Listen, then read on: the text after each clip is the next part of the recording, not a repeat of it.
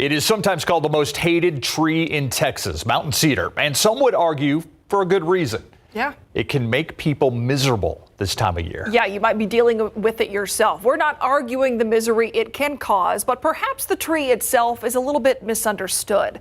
In today's KSAT Explains, meteorologist Sarah Spivey does some mountain cedar myth busting. First thing to know about mountain cedar, they technically aren't cedar trees at all. Mountain cedar is actually an ash juniper. It's in the juniper family, not the cedar family. True cedar trees reside near the Mediterranean Sea, around Europe and northern Africa.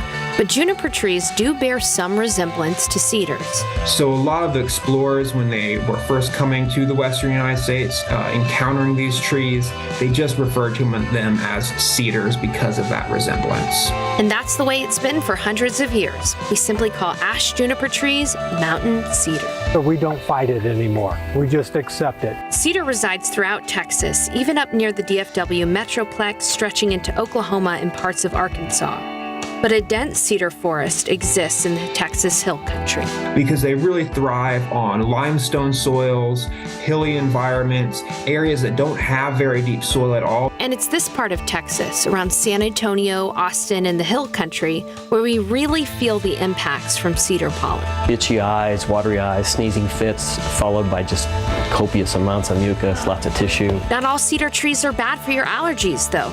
Did you know that there are male and female cedar trees? And the female cedars, only distinguishable by their juniper berries, produce no pollen and no allergies whatsoever. That's the fault of the male mountain cedar trees. Now, every December through mid-February, the male mountain cedar trees produce these cones, which have inside of them lots and lots of pollen. Now, those cones will open up when weather conditions are right, and the wind takes all of that pollen to the waiting female mountain cedar trees, and unfortunately to our eyes and sinuses as well. There are over 35 million tons of cedar trees in the Texas Hill Country. The Texas A&M Forest Service tracks trees by weight. They spit out pollen for nearly 2 months, reaching a peak of 20 to 32,000 pollen grains per cubic meter of air, or roughly a 3-foot by 3-foot space. So it's no wonder that many grow to hate the mountain cedar and its dreaded pollen. Perhaps it's that dread that's helped inspire myths about mountain cedar. So let's do some myth busting. This is false. Mountain cedar trees are native to Central Texas. We have geological evidence of them being here for a very long time. In the past, people around the Texas Hill Country have used cedar wood as a natural resource, building fences and other infrastructure. If you look at some of the old pier and beam houses, you can still see the cedar posts that are supporting those houses. That being said, poor land management in the past 70 years or so has led to a general increase in all trees across the hill country. This includes both oaks and junipers, but it's the cedars that sprout quickly. Whenever you take everything out, it's one of the first things to regrow. And it's that quick regrowth of cedars that has led to the belief that the tree is invasive. But when you break it down, mountain cedar trees are undoubtedly native to Central Texas. It's been here for tens of thousands of years, and it will be here for much longer, I'm sure.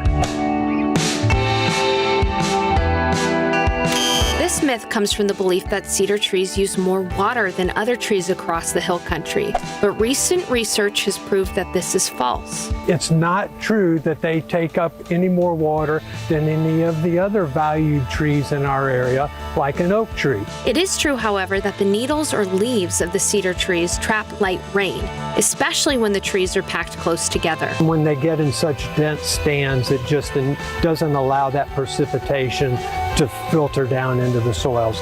But during healthy rain events, heavily forested mountain cedar can actually direct rainwater into the aquifer. Having that dense layer of needles on the ground can really help to retain water on the ground, soak in and infiltrate, as opposed to running into creeks and rivers where it might just go away as floodwater.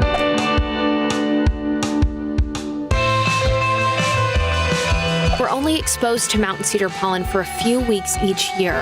That's not enough time for our bodies to get used to the pesky pollen. So, People don't naturally develop immunity to cedar. Once you're allergic, you're allergic. This all has to do with our DNA. We are genetically predisposed to our allergies. So unfortunately, we're left to deal with a mountain cedar allergy year after year. Some people swear by natural allergy drops or even a tea made from the female mountain cedar juniper berries.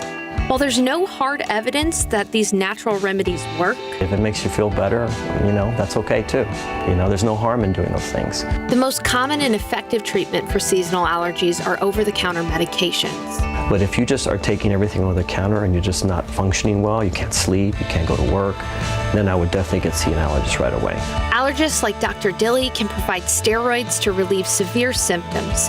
And doctors can also provide the only proven long-term way to reduce a severe allergic reaction: allergy shots. These shots work by desensitizing your immune system. Through the shots, a gradually increasing amount of pollen is introduced into the body. This creates a blocking response, giving you immunity against a severe allergic reaction. And here's some good news. Allergy shots are covered by most insurance providers, though it is best for you to start allergy shots once your deductible has been met. In the city of San Antonio, it is legal to remove cedar trees from your property, and you may want to do this for various reasons. Maybe you'd rather have only oaks on your property. Maybe you just don't like the look of cedars. But if you think a few cedar trees on your land are causing your allergy issues, Remember, there are thousands of them around, and depending on the prevailing winds, that pollen is still going to get you. so love them or hate them, we've got to learn to live with Texas's most hated, and I would argue, most misunderstood tree. For KSAT Explains, I'm meteorologist Sarah Spivey. Hang in there. It's going to be with us a while longer. You can check out all of our KSAT Explains coverage by scanning this QR code. And by the way, look for a brand new look for Explains in the coming weeks. After the break, we're going to talk with meteorologist Mia Montgomery to get a closer view of mountain cedar, when it peaks and ends, and where it gets its name. Next.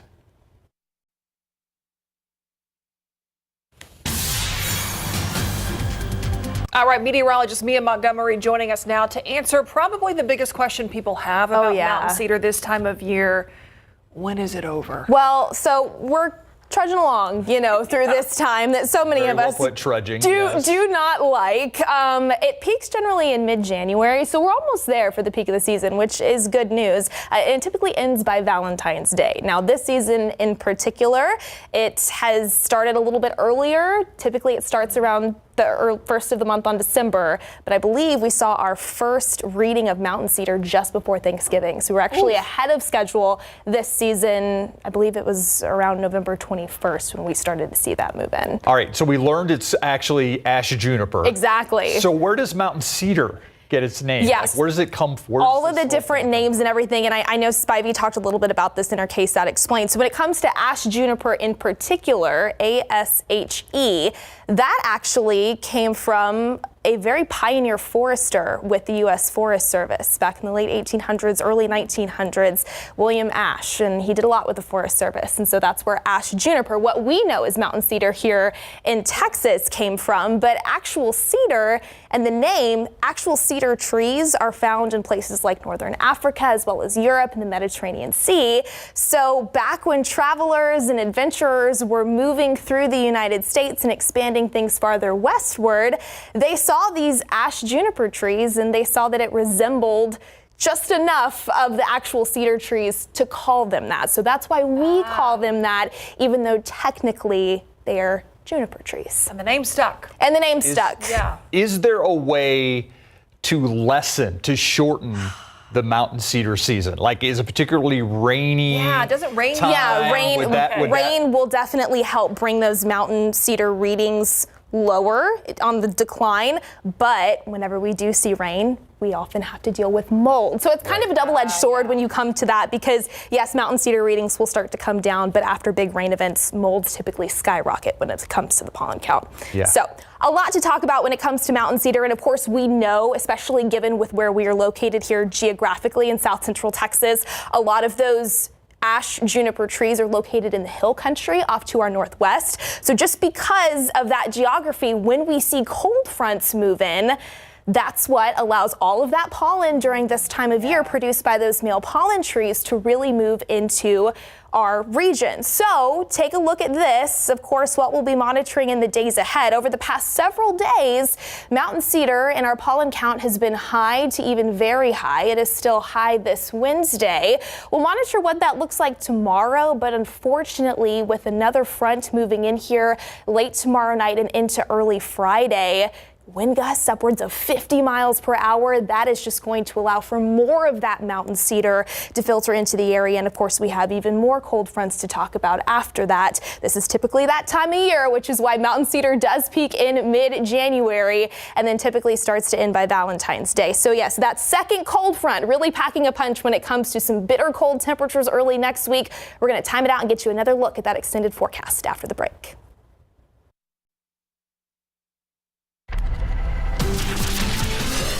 All right, look outside with live cam. Enjoy these temperatures because we've got that other cold front coming our way, Mia, and it is going to be a doozy. Yes, early next week is going to look and feel a whole lot different than what we've seen out there today. That is for sure. We've already seen some changes throughout the early portions of this week. We had an early week cold front move in, kicked up very gusty winds earlier this week there as well. And also some cooler air that worked into south central Texas allowed for a light freeze earlier this morning. Take a look at lows in and around the San Antonio area. Most of us in the upper 20s and low 30s here around the Alamo City. 30 degrees officially over at SA International, 28 over in Bernie, 27 in Hondo, 32 in Castroville. Taking a look at that low temperature trend and your forecast over the next several days. Not quite as cold tomorrow and into Friday in terms of those morning lows, but we do have two cold fronts that are expected to move in over the next several days. A brief light freeze possible again Saturday, and then a few hard freezes will be possible